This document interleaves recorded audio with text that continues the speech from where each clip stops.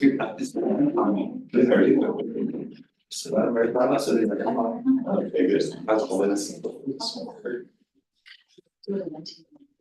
We were just. Yeah. Maybe it's this something we were.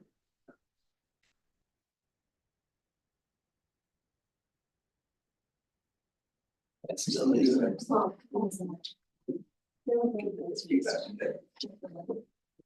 Oh, no, that's not there.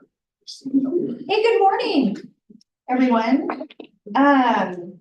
Welcome to our West Salem redevelopment work for October. I'm Real. We'll go ahead and call to order for you. Samantha Ross, Present. Jeremy Kai, present. John Hannon excused, Tom Crozier excused, Zachary Fisher here. Douglas Elser here, Ashley Morey Here. Greg Sean here. Awesome. We have a motion to approve the agenda. Approve. You, second. Perfect. Any discussion? And all in favor? Approval, motion to approve the September 4th, 2024 minutes. I'll move to approve. Second. Any discussion? All in favor? Awesome. And public comment? No public comment this morning. And then we're gonna move forward with our action items, which there are none. So we're moving forward. Number 6. I'm like this all the time. Discussion items, and we're gonna go ahead and Tori. Thank you, Tori. Okay. Just want to thank our two guests today. To start with Venus, she's the planning manager with community planning and development. Our departments merged, so we're now the urban development division, part of the bigger community planning and development department. So we're together, the same department, separate buildings, but same. And so she does a lot of work. Long range planning is like our Salem, one of these bigger policy things that have a lot of public meetings that you have to attend, and it takes several years to implement. And so she's doing a lot of other exciting things. So thank you for taking the time. And take it away. go for it. Okay. Thanks for having me, Eunice. Kim, I'm planning manager today. I thought I'd give an update on kind of a few of the projects that are going on. Probably inviting you in a while because I tend to get some of these places. So one of the major things we're working on right now is Salem's housing production strategy. Who's heard of it? Oh, 1, yes, great. 2, okay, thank you. So this is the first time the city is developing a housing production strategy. It is mandated by the state, but it is something that very much aligns with what we're trying to do in the city of Salem, essentially promote housing development, particularly housing that is not necessarily met by the market. And so we kicked off this project in the spring. And essentially what it is an action plan. For Salem, it's about a 6-year action plan that's going to outline the specific steps the city is going to take. So things within our control that will promote development of housing, affordable housing, different types of housing in different locations. And it really builds off the work we did in our Salem, and it builds off of all of our housing work in the past 10 years, 12 years. So the different strategies can be anything from new financial incentives, thinking about tax abatement, things like that. It can be regulatory changes, zoning, things like that. New partnerships, it could be how we buy and dispose of land, right? We do like about 50, about 45, things like that. So it's really trying to take a holistic view at all the things that the city does that impacts housing and what we could do in the future. We are bound to actually take the steps in the plan in that 6 years. So it can't be just a wish list. It needs to be things that the city's committing to doing. So it's kind of important that we get this right. We're hoping to bring this through adoption by this summer. So where we are so far is that in the spring, we did some surveys, community meetings, and focus groups to really kind of confirm what are our housing needs. We've done a lot of engagement in the community in the past about housing needs, but we wanted to make sure, like, are there things we missed? We particularly did focus groups with kind of our underserved communities. So lower income, unsheltered, people with disabilities, communities of color, just trying to make sure, like, did we miss anything? We've taken all that information along with our community-wide survey, and now we're starting to build on potential actions. We did have a work session with our planning commission and city council in June or July to kind of start that discussion of strategies, and now we're kind of diving into that. We're working with a consultant team at the Northwest who's done a lot of work with Salem, is very familiar with our community. And so they're helping us with this project. Right now, where we are, actually we have some today, we have more focus groups. So now the focus groups are gonna really focus on the development community. So we are meeting with affordable housing developers, market rate developers, realtors, home builders, engineers, development consultants, like everyone in the development community to understand their barriers as they've experienced them in the process, and then ideas they have again for addressing them. So I actually have today, which is why I have to run after this. And then we'll take that information, we're gonna start meeting with planning commissioners and city councilors, councilor-elects, to kind of understand where they are and what they're interested in doing. And then again, bring hopefully a package of draft strategies back to the council for a work session in the spring. So we're moving along, we're trying to make sure we're hearing from everyone, but this is a group we'd love to hear from. If you have ideas or particular issues in West Salem, we're happy to look at those. We know there are issues with non-conforming, continued use, continued development. That's something that's on our draft list of strategies, is take another look at that. How can we make that more consistent? Some of the other strategies we're looking at already, well, the North Downtown URA, and are there other ways maybe to expand the single property URA that is at the Joy Apartments? Is that something we should explore further? We're looking at multifamily and middle housing standards. Are there ways to simplify or streamline that as we're seeing more development happening? What's other? Quick question, so this is part of the 6-year plan? Yes. So essentially it's meeting in the minds, if you will, with all different communities, with all different areas, engineers, so on and so forth, to decide or to get everyone's, this is what we're wanting type thing. So it's almost like the city of Salem, what we did when we had those big huge pieces of paper and everyone was saying, I want this. Yes, so this is kind of the next step on that. Okay. So during the Our Salem project, we did a bunch of rezoning, we made a bunch of new zones. This is kind of the next step. So there could be some tweaks around zoning. I'm hoping not a ton. I'm hoping we focus more on, financial or how we use our land, or I think there will be tweaks to zoning. There always is. Middle housing in particular as it's newer. So this is kind of the next step. So the action plan will lay out those, 10, 15, 20 actions that I'm hoping again are like implementable in the 6 years. We do have to report to the state. This is the progress we're making or not making. And if we're not taking an action, what are we gonna do, to replace that action? So the idea is, in 2030, I anticipate we are gonna redo our buildable lands inventory, probably our economic opportunities analysis, housing production strategy. But we have to redo a bunch of stuff in 2030, 2031. So that's kind of our take. We do have a website, if you want to look at where we are. When we have our focus group summaries, they'll all be on that website. You can see what the community said. Questions? And it's hard because honestly, the city's doing a ton around housing already. So it's like, what else could we do, right? I heard, well, correct me, I thought I heard you use the term non-market driven strategies. Yes, the focus is generally on the housing that's not, the needs of housing that have not been met already or not being met. That's not to say we wouldn't do a strategy. Right.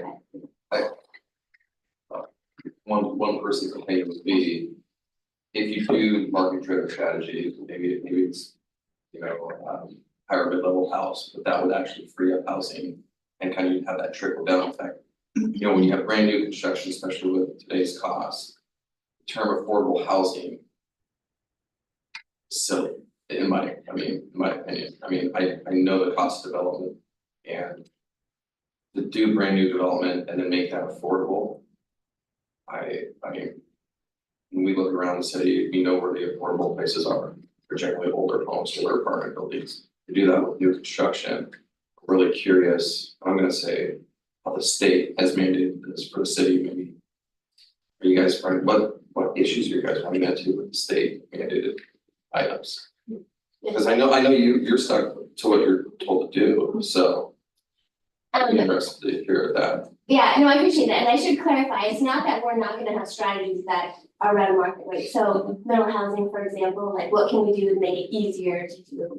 Which doesn't have to be affordable. Right. But it's just kind of like, what are the gaps?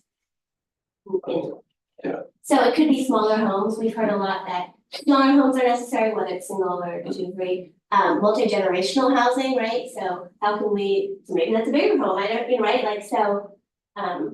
It's really, what's not being built already, or easily built, I guess.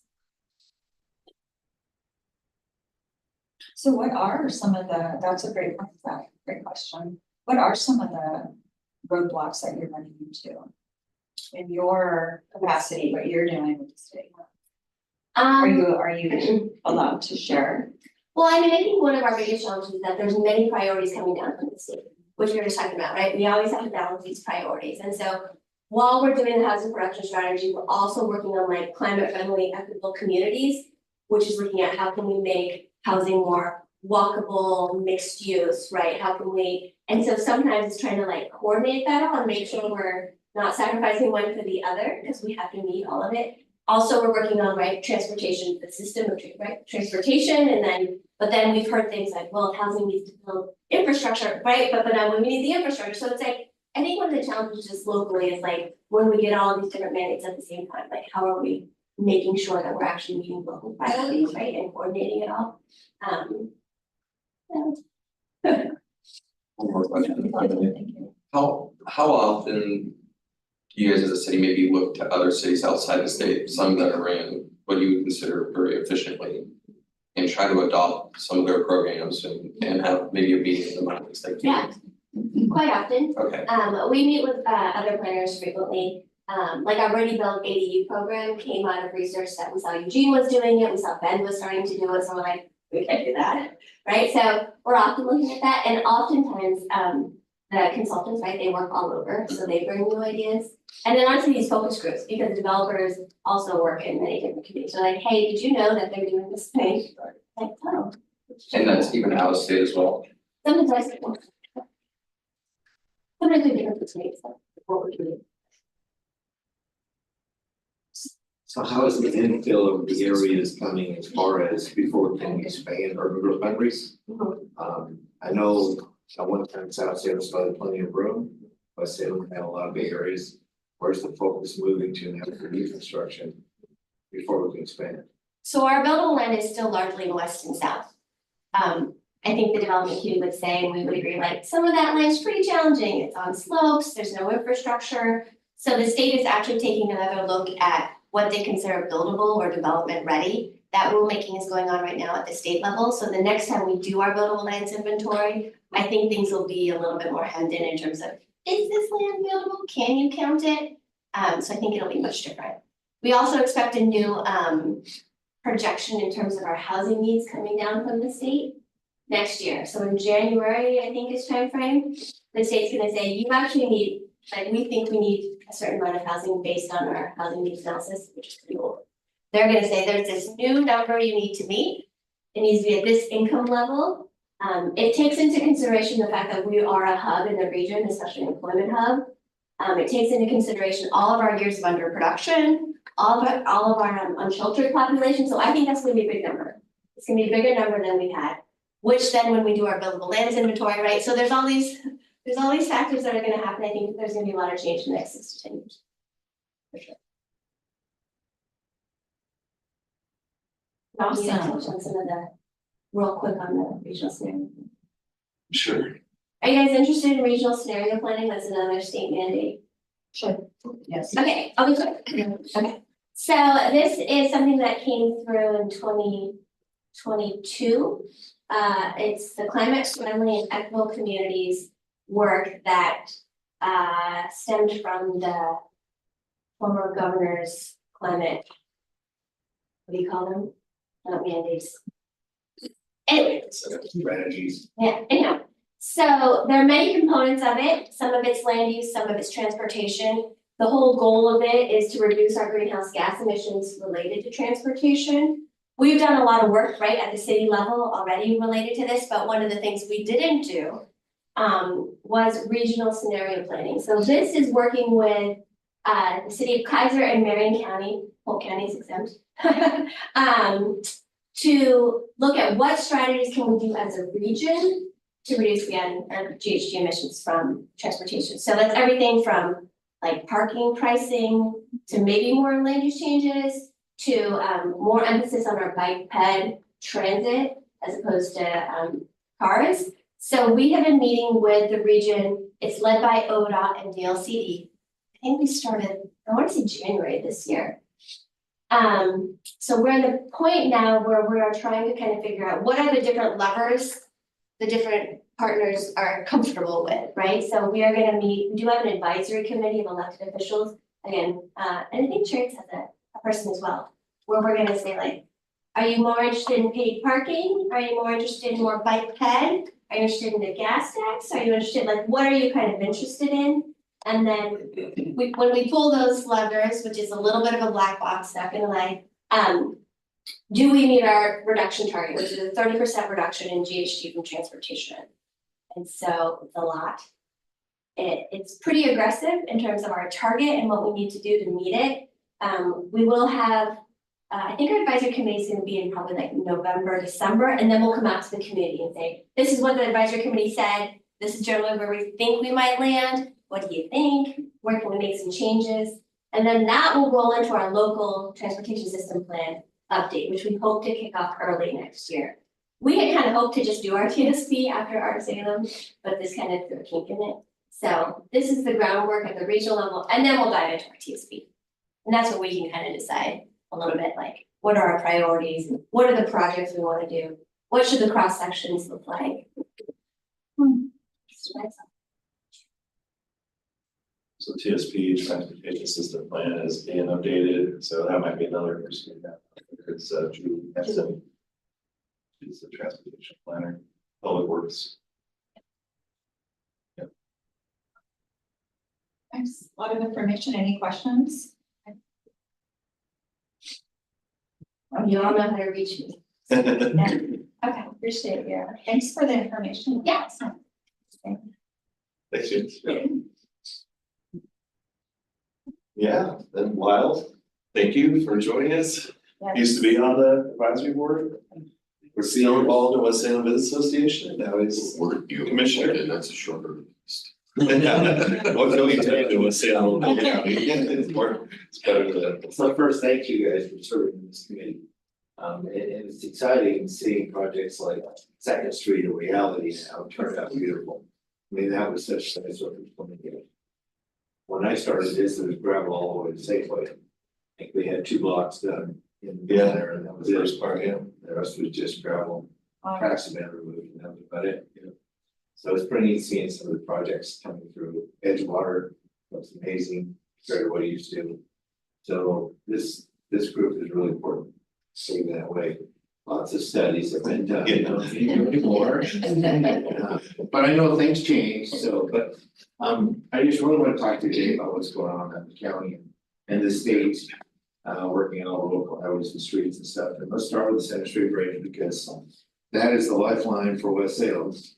And I don't know if you ever got to attend, the strategy in case the big one hits. The basically answer the city gave us was West Salem, you're on your own. Well, you're not gonna be able to get to you. So that gave the real importance of seismic attention to the Center Street Bridge. Well, they ran into a little bit of impasse because the West Salem Edgewater District is a delta. So if it happens in the winter when there's lots of liquid in the ground when it's saturated, that just turns to liquefaction and it just flattens out. So the last third of the bridge will just fall off. So there's no solid footing on the west side of that bridge to build a footing that would stand the seismic because there's nothing solid to build. As of right now, the seismic thing is just kind of put on hold. They've got engineers looking at it, but this time they don't know if they can what good's it gonna do to invest around $100 million in seismic 2/3 of a bridge? When the big one hits, we won't be able to get down to the footings even to start building the third bridge back, so it's not gonna be a quick rebuild. So they're not exactly sure what it's gonna be. It's still not dead, but it's not looking good. The biggest thing when I explained to them at that meeting, you guys need to know is 75% of the water that goes to West Salem, our drinking water, goes across that bridge. So when that bridge goes down, we're gonna be just like we were when they had the algae in our water. We're gonna be running down to Walls Spring Park with your 2-gallon jugs and getting your spigot, till your jugs are gone. That's what we're looking at in West Salem. So that is, as a county commissioner, I am looking at how do we get water to the people of West Salem? And where's water going to be? So Independence has water rights along with Polk County out of the Lamb River. We're not in the water business as a county, but we county commissioners years ago got down all the water rights moved up. And it's enough to support all of Polk County. We're trying to get that to Monmouth, Independence, and Dallas again. Independence is in, Monmouth is just getting ready to step in and partner with us to build a new water treatment facility for them to build the water treatment facility that we can transfer our water rights to them. And it'll be big enough for the capacity will be that if Dallas wants in, Dallas is trying to expand their, they have a earthen dam above town for their water storage. Expanding a dam right now is almost impossible with EPA and environmental protection groups. Because you might take the living ability of a mouse away or something there to fill up. But that earthen dam is also going to be one of the challenges in the big earthquake. It's an earthen dam. So the city of Dallas downtown region has got a lot of old brick buildings. I mean, it's the old clay and straw brick, and so in a major earthquake, that just turns to rubble. About that time, we're trying to get everybody out of the rubble. Well, the earthen dam just probably cracked and washing down, so now we're standing in the water washed half the bricks away, and we're standing in mud with no water and no buildings. That's kind of how Dallas is really addressing their issues right now. So it's a very big concern. But we need to put, I think the city of Salem and the state needs to take a look at that and get another route for our water, reroute it across the river and get it off that bridge if nothing else. And I've been really pushing this with ODOT, and anybody will listen, because when I moved here, there's 14,000 people in West Salem, that was 1998. What's the population over there now? Any idea? 30,000. I mean, there's no way we can produce or get enough water up there through things like a 6-inch line under the river, 4-inch line. It's just not possible. So that's something that we want to make sure we actually speak to all the elected officials and stuff over here. To really keep that focus. Unlimited in Polk County, because all the water stuff comes out of Salem. And even though we are a urban rural county, we don't get any grants for West Salem because West Salem's part of Salem, which is urban. So for us to get urban grants, we can't administer it because we're not the administration over that region. So it's really frustrating. You just keep running in doors and trying to get them open. And the people that need to open the doors are trying to get them. So keep that in mind. Next, Highway 22 and 51. You all know we just had another accident out there, another fatality 3 weeks ago. It turned the city of Salem into a parking lot. Yeah, Was that motorcycle or vehicle? motorcycle and vehicle. So right now, we're trying to eliminate the left turn lane off of Highway 51 northbound. When you come up Independence, hit 22, then we go west of the coast. You're sitting there at that stop sign, you have cars turning left, they head home to Independence, just one after another, it's always staged there. And you're trying to turn in, you got cars coming around the corner of that hill, so you have limited sight to your left. And what happened was this lady sitting there, she sat there for a few minutes. And she thought she had a window and stepped on it. She didn't see the motorcycle. And he hit her right in the door. He was instantly killed, gentleman from out of the area. But that's none of those accidents that we've seen way too many accidents at that time. From 2018 to 2022, there was 154 accidents and 10 fatalities. Anna just gave me the upgrade, so that section right there between Doakes Ferry to Rick Road. Majority of them at 22 and 51 in that region. And then Anna just gave the upgrade, so they moved from 2019 to 2023. ODOT's always a year or two behind. There's been 183 wrecks and 4 fatalities. So 2018 was a brutal year. We lost 6 people out there in that 1 year in 2018.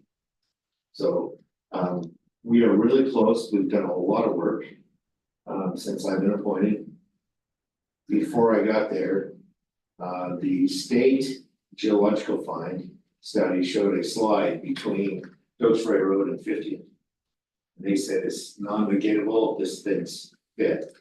Well, the county's geological study showed that it's fully negatable. It's a very deep slide. It's already at the base of the hill.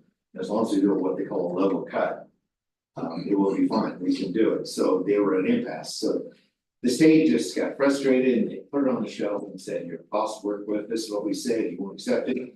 So they put it on the shelf. Well, that's when I walked into the picture. I'm going, where's 22 and 51? My whole goal was infrastructure and safety and roads. We just lost the third bridge. The first 2 months I'm a commissioner of the city, both sat down. So we got to fix those areas that we have and improve what we've got. 22 is the bottleneck. When something happens out there, it turns to a parking lot all the way back to the I-5. North and south, you can't go anywhere. This wreck, we had Mayor Ken Woods from Dallas was over a meeting. He had his board meeting that night, and he said, "Okay, look, always moving on the bridge, this wreck." He makes phone calls, so he takes South River Road. Well, a car broke down on the bridge, Independence Bridge. Oh, jeez. So he was sitting just past Gillette, and which is maybe the third of the way down through there. And he's sitting there and he calls me, says, "Wow, what is going on?" I don't know, I'm gonna meet with ODOT. We're going over Highway 2251 project right there. They're calling value engineering. So we designed it. They sent it to a value engineering group, not involved in this project. All come and they reevaluate everything, take a look at, find ways to make it more efficient. Safety things we can do in the meantime before we can really build it. What's the cost?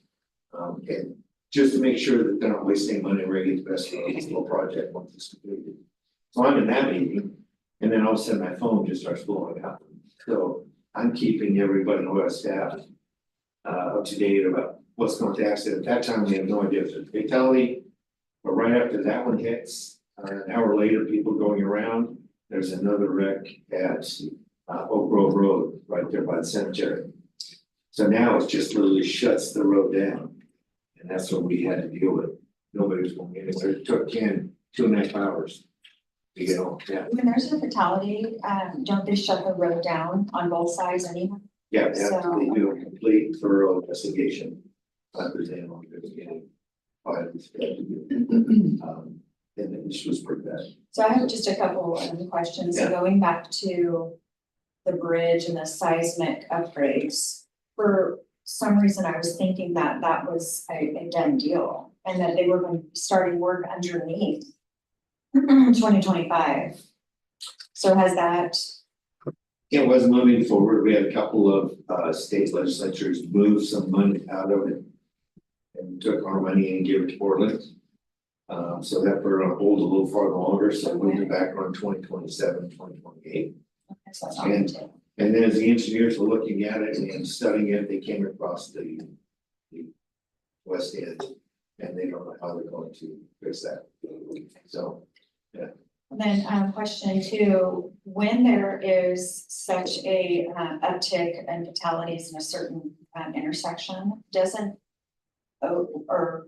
ODOT, or depending on where it is, don't they put that as a higher priority? yeah, they have what's called a SPIS report. I'm sorry, what was that? A SPIS, SPIS, Safety Public Index System.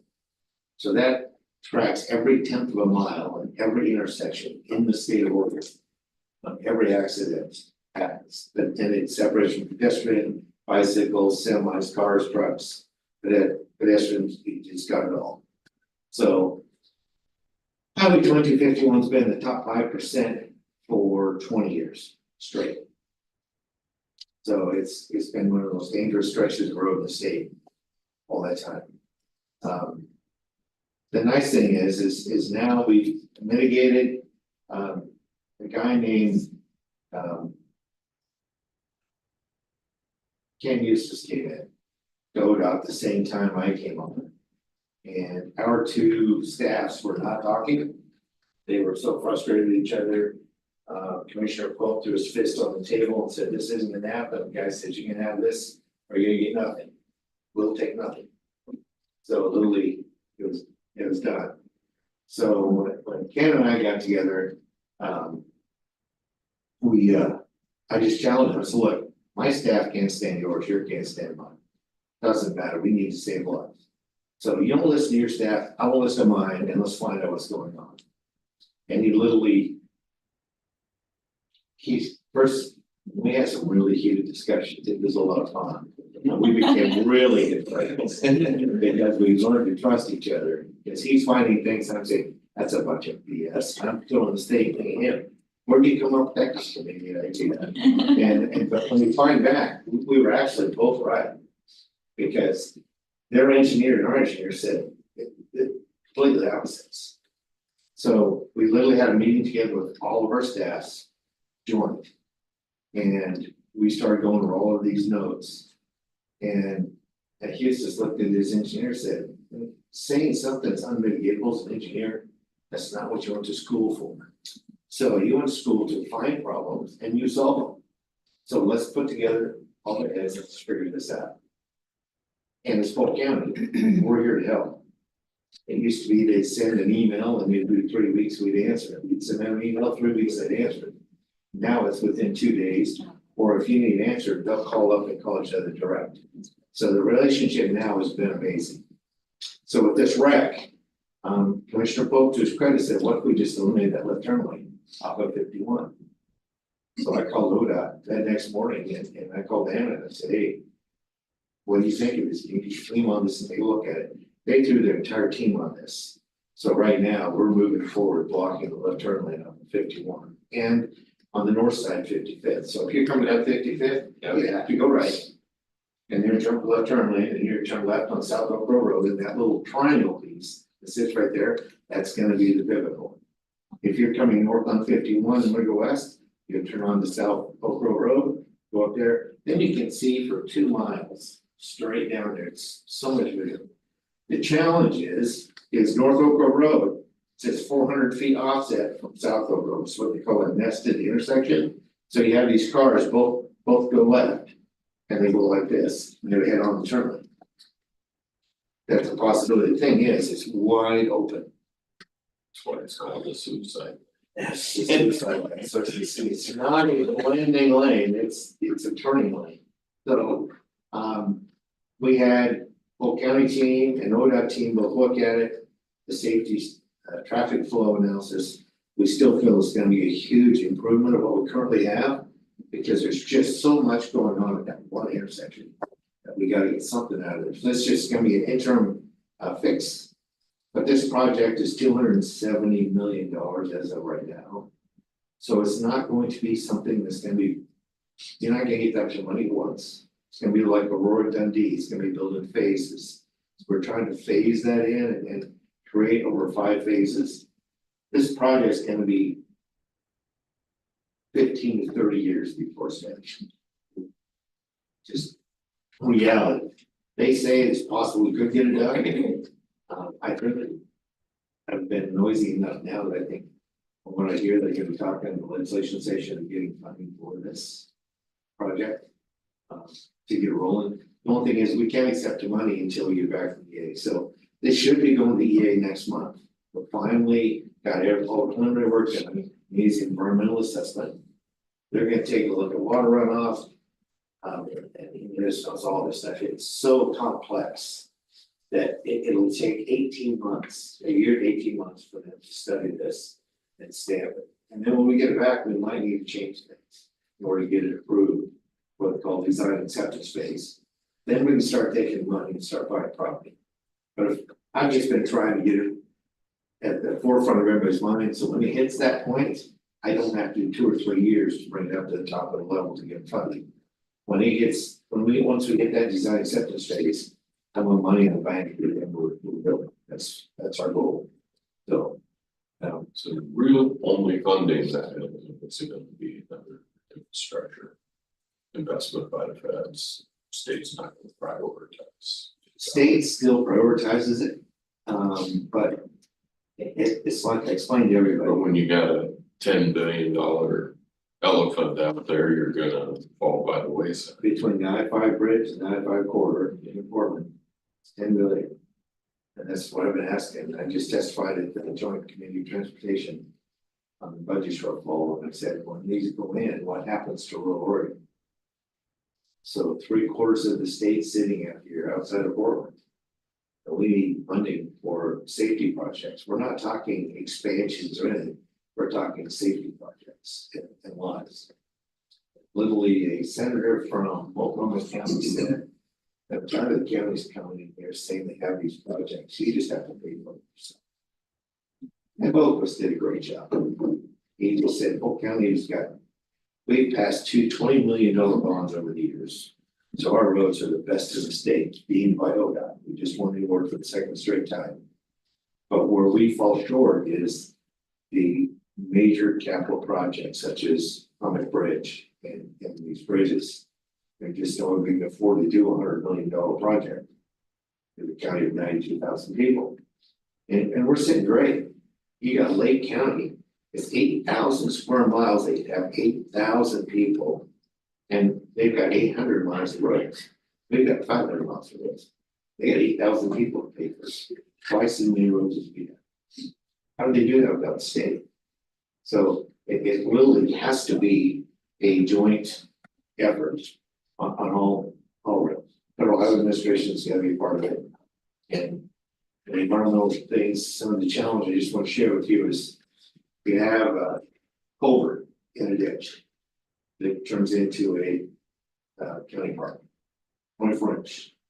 But it's been there for 43 years, it's starting to collapse, it's rusting out. We want to change that culvert. But in early spring and high waters, water can back up this ditch off of this stream. So the water will back up for about 2 months, then it dries out. So 9 months a year, this is completely bone dry rock. But because the water backs up there during high waters, the fish can swim through this culvert and come back. So therefore, it's deemed a fish passage. Now, a fish passage to me is a livable stream. The fish can go from one end to another. It's a passage. But something that a fish can go up and access on vacation for 30 days and then have to get back out, to me is not a passage. But with that passage designation, now we have to build a 4x4 box culvert, the natural bottom to it. So when the fish swims up there, he doesn't realize he's going through a culvert. It's going to be a natural environment for him. That costed $200,000. So we went from $25,000 for a culvert to $200,000 box culvert. Now, McMinnville, or Yamhill County, they have 8,000 culverts. And people want to know why ODOT is broke. That's what it is. That's what I was talking earlier about special interest groups and priorities. We have to have some sort of confidence. That is unreal. That culvert's been there for 43 years. It's worked great. Like we have, like it's just so frustrating.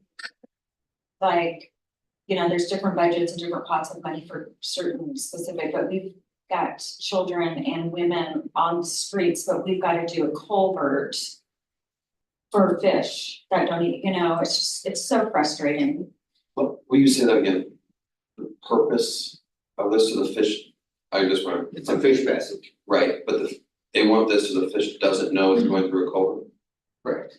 Because the culvert, the fish may have swim through a culvert. Makes zero sense. Okay. So if we do this 4x4 box culvert, then the fish can swim up and check out that area and come back out. So, I mean, it's literally, that is reality that we're facing today. And that's where I'm really been starting to get vocal on this, because we have to have common sense. I'm all about multimodal, but our roads are falling apart. ODOT's budget is $270 million for maintenance, $135 million for pedestrian and bicycle pathways. Why are we putting $135 million for pedestrian and bicycle pathways when we have bridges falling down, roads falling apart? I mean, we need to get our infrastructure back, because our roads, that is one of the main infrastructure we need for our economy. One more question on me. Is there an appeal process to that standard? On fish passage, that is a federal level. Oh, That is a federal, so that, and I've challenged ODOT, why don't you challenge the federal guys? right. And when I talked to Merkley, his staff, they're aware of it.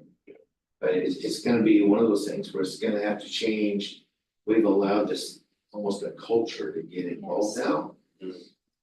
And we need to get back to what's feasible, realistic. Oregon's carbon footprint is 0.4% of the nation's carbon footprint. You round that up, it's 0. We're worrying about getting 0 to 30% reduction. It doesn't make sense. So essentially, so going back to what is there like a public hearing, or does this all go all the way to DC or? DC, this is all in DC, so the state has to follow DC.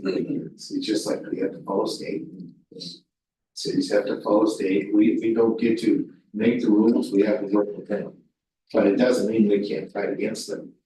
And right, just with our FEMA, we were just talking about earlier, this has been a 10-year project. We just got notification, it has to be done at the end of this year. So my staff we had a meeting Monday, they're saying, we're not here. We just said, not do it, there's gonna be penalties if you don't, but what's the penalties? Doesn't say, it's gonna be penalties. So we just have this, and the next day the governor writes a letter saying the state of Oregon is not meeting this mandate, we need more time. Because nothing in this FEMA thing makes sense. And it'll affect our abilities to buy flood insurance for our homes. Those people in flooders, Kaiser's got a huge development in the flood area. I mean, it could really drastically impact those families that live there. Or if you have a development you want to do in the flood region, and it's only in the flood region because 200 years ago it flooded, you're always running that chance, but literally it's gonna lock that property up to where it's gonna be possible. Well, we appreciate, if we don't know, we don't know. And so this is, I think, the example that you gave about the fish and the culvert, that's just one example of, just changes that need to be made. And thank goodness, we have such an amazing board where we make common sense budget decisions, right, guys? Exactly. Can we get a vote? That is just, it's just so frustrating. Such great information, so I think people. Does anyone have any questions or comments for these awesome two individuals? Okay. Why are we even contemplating spending $100 million on Center Street? Because Center Street will be in the plan. We need a third bridge up to the point it was, so that if we ever got a shovel-ready funding mechanism, it happens. Because there's no other way to get 300. So And that's our lifeblood. when the city of Salem, city council voted that rate in. I think this, the federal government had 8 million invested, the city of Salem had about 4. Somewhere around there, it is 1. It was worth the time. So, the federal highway administration basically said, we're done. So they're not interested in even entertaining one for 20 years from that. So there's other people, and this is just like for us, trying to find grant money and ODOT money and all that money. We are competing in the rest of the state. Every county you go to, every community has a highway 2251, has that intersection that like our airport road and Mission Street that just they're accident prone, everybody's got, they got that stretch of road. We have to find ways to make sure our job is front and center in our project to get that money, because we're beat. So when you get to be like Polk County was, they get no money. But you have a county that wants to work with them, they're getting funding, they're getting projects completed. We're that county. We are the ones that are really being aggressive and continuing to go back. But it's just tough. It is just, there's so much need out there and everybody has that story.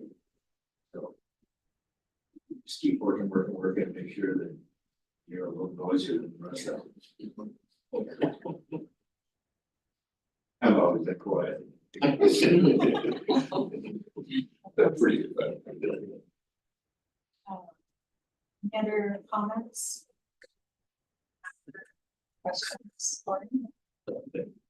Well, Yeah. thank you. Yeah. Thanks. Thanks again for all you guys serving us. Great, your history with it. Good to see you again. It's It's kind of the that's changed. So, really great information. Just mind blowing. Right? Yeah. Okay.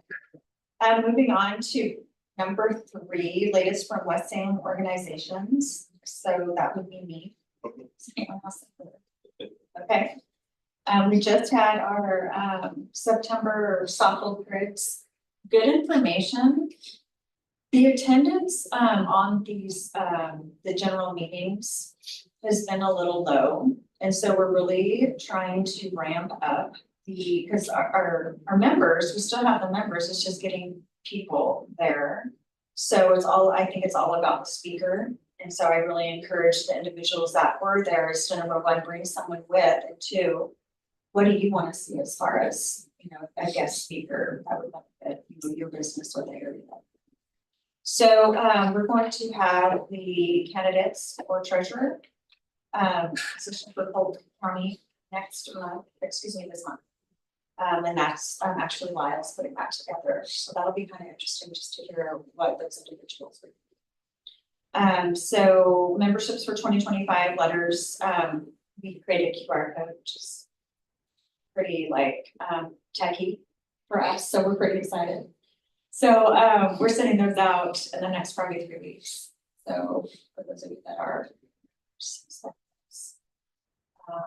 yeah. And let me just say, November, we're doing the choir from, oh gosh, what's the name of the Christian college down Wallace? So we're doing that, which is always so, I always get kind of emotional, teary-eyed, maybe because it's the holidays, but they're really, really great. And we're gonna have an insurance agent and December we don't have one. So can't believe the first of the year, she's right. So that is what is going on with WSBA, and our we're replacing some of the light fixtures, the Christmas ornaments. So that's coming out of our budget. So slowly but surely. Those are so one would not think how expensive those are. Just guess.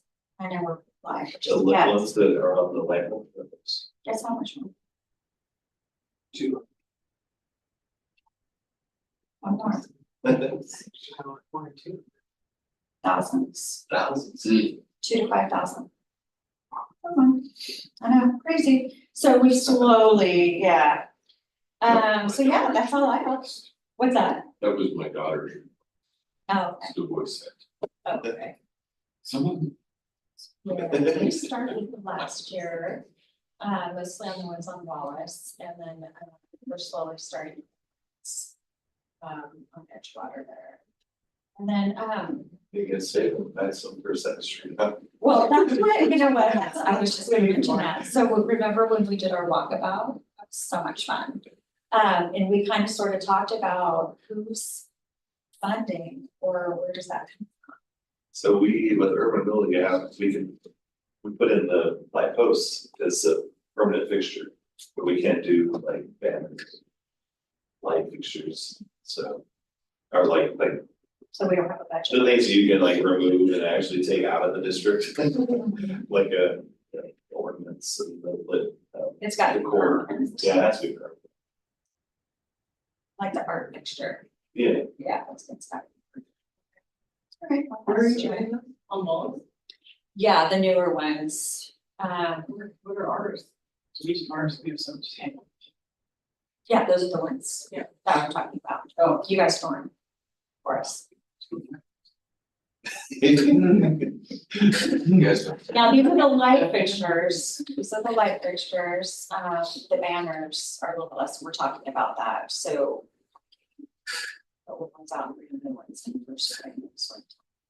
And Salem Electric, for those that you guys are in, like these guys, but they, put them up, take them down and store them for just as a volunteer.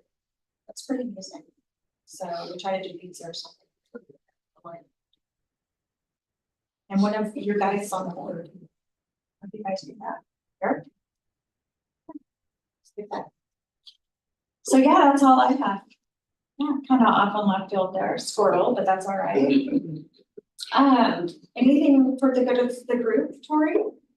I was going off an old agenda that we had another speaker, so we'll have Keith Stoney, he's the city manager. He's gonna be in this meeting, but he's looking to speak to budget. For the city of San Luis, just getting out. To address that, so he'll be at the next meeting. And then we discussed probably having, we can get the developers building, potentially building a grant suite to share information on projects. That might be, so, provide some information to the group. So that's we have like maybe 3 speakers, city manager and 2 on development. So if you have anyone tied to that, or in upcoming meetings you have, we'll start to get in budget discussions starting December. So you have the next calendar year topics you want to, someone to the business association, if you want to hear from a particular person. I think Julie has would be good since we're getting more into the transportation system plan update. That's some information. But if you have other things you talk about or hear from. 100%, yeah, mentioned like, we're all about that, right? And then we talked about. Saying what? Oh, yeah, so that's, Clutch part of the and development, Martin. yeah. So that's what we were talking about.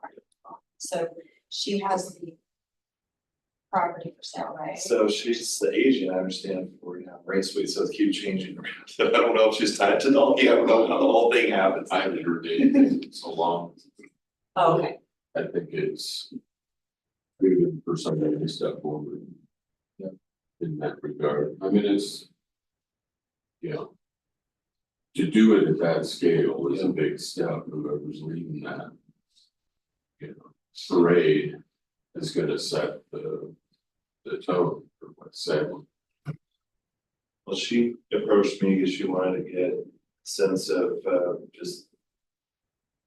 they have some ideas on a few different scenarios, so she wants to get out ahead of, that information at the neighborhood association, this group. So I suggested it might be 2 7 for her, so I'm hoping that she hasn't got back and say, yeah, November sounds great. But I'm hoping, yeah, so yeah, it'd be good to have Chris Anderson or Chris Black from the Flush of their property and development. Jim speaks to it, sweet. and also I just think it just, when we have these. Guests, that it just gives us an opportunity to ask questions, find out other things that are going on around Salem. So. Yeah, so can we just jump back to, can we have discussion after, like what Lyle had mentioned about the. I mean, it's your guys' meeting, whatever you want to do. So. Years ago, Ross Brothers' bridge company went to DC to try to change some federal mandated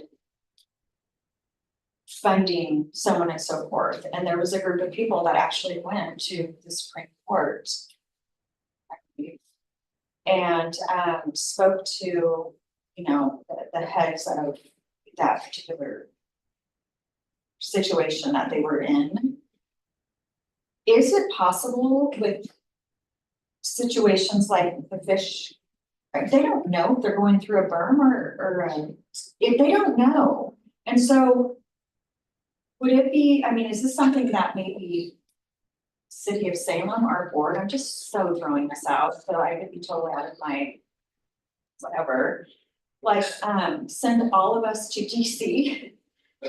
And we could talk about how like ridiculous, you know, because I don't think anyone shows up for things like this. I'll be in DC,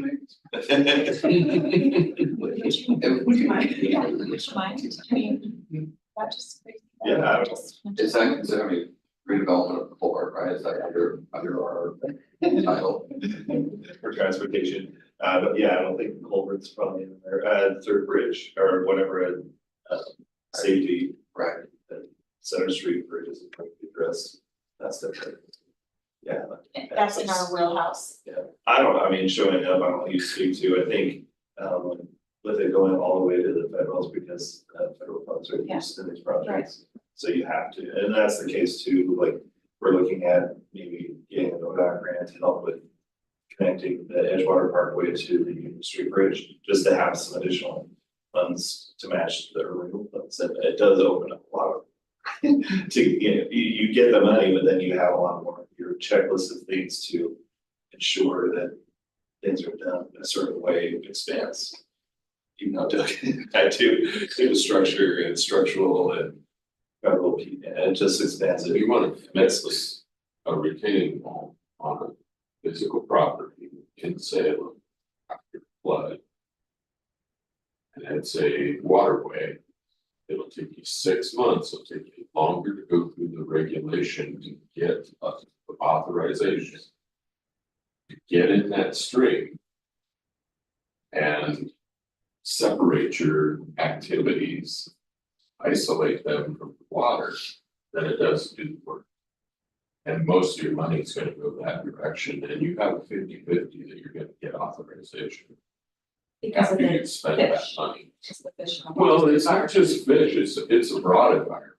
It's insects, it's an extensive realm that lives off of our waterways. So, you know, it's all animal life. But the ability of bureaucracy to make a decision is really the biggest hindrance on everything. Everything. You go to ODOT, you're 3 to 6 months just to get an opinion. Not a rate, not a ruling, but an opinion on whether you can do something. You guys run into it more than we do, probably. I mean, they just micromanage stuff with populations to generate sideways action, not forward action. And that's cost. Yeah. That's run-in costs. It's, you know, you want to solve housing. 50% of that run-in fee that before you touch the ground is surveys. Well, yeah, I mean, it's legalese. Yeah. And, you know, what do you really tangibly get out of that?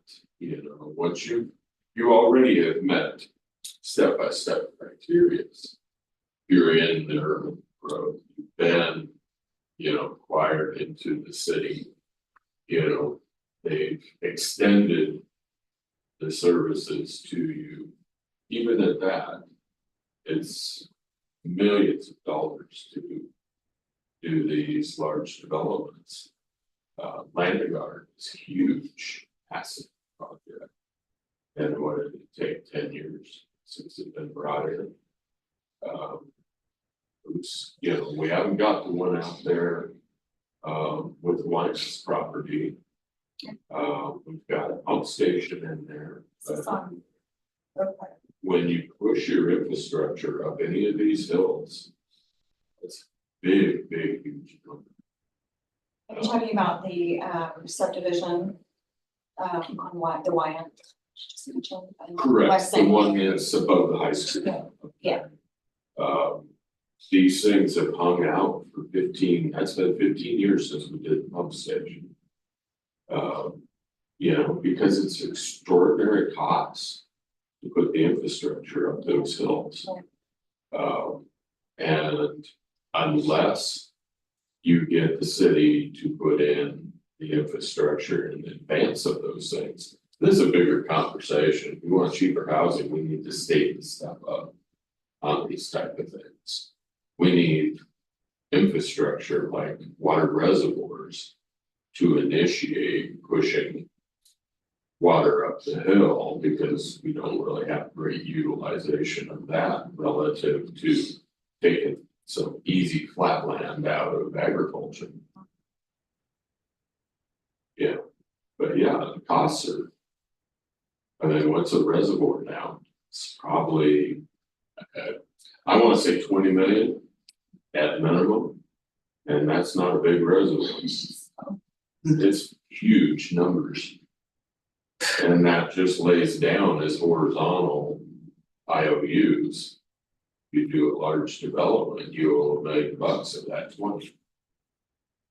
Yeah, so those are unavoidables, but logic doesn't play into the kind of things Lyle's talking about. I mean, I just feel like hearing things like that with our budget and, you know, trying to stick on the subject, trying to be thoughtful, but I just feel like if we continue to do the same thing, and that there's never gonna be a change, so it's like a group of people. And we could be talking about West Rap's budget right now, we talk about anything. But in order to create change and logic, someone needs to like step up and say something. But I mean, I could be, I'm new to this conversation as far as the bureaucracy and the. It's just mind blowing, and I think a lot of people don't know. And then when you do know, or you find out, or you hear stuff like this, it is just mind blowing. well, you're gonna be Western North Carolina. For those of us who watch the news here in the last 24 hours, there ain't nothing left in these communities because they didn't plan ahead. They didn't have that foresight. They maybe didn't have the resources, whatever the rationale. When the big one hits, everything that crosses the river in our proximity is in the water. It's over. And, you know, that's a scary thought. Everybody wants to argue the NIMBY idea of a third bridge, but we need some conveyance of simple electricity, water, sewer, you know, those type of things. So bridge you for 30 to 60 days till the government can get in here and do something for you. And if they can't get to West Salem, they can't get to us. You know, there's just simple logic here, and the discussions of big infrastructure that we have some overview on. There's nothing that has changed in Salem. 30 years I've been in Salem, and I believe it's probably been 50 since we've done anything of any note along that river. We're talking about going back to a ferry to actually probably logically get to and from. Right, sure. It's 18th, 90s technology. Yeah, so I don't want to be too depressing about it, but it's really frustrating to see how we snag up on minutia. And I don't give a damn what it is if we have to create a completely separate infrastructure. Let's get some water lines and some sewer lines across that river. That's your lifeblood. That's my philosophy. You know, I'm an engineer, I only see straight lines, I don't see all the You're fine. twists and turns. Yeah, we appreciate the comment. Good discussion, everyone. I learn something new every time I come to these meetings. What about you guys? Yeah. Okay.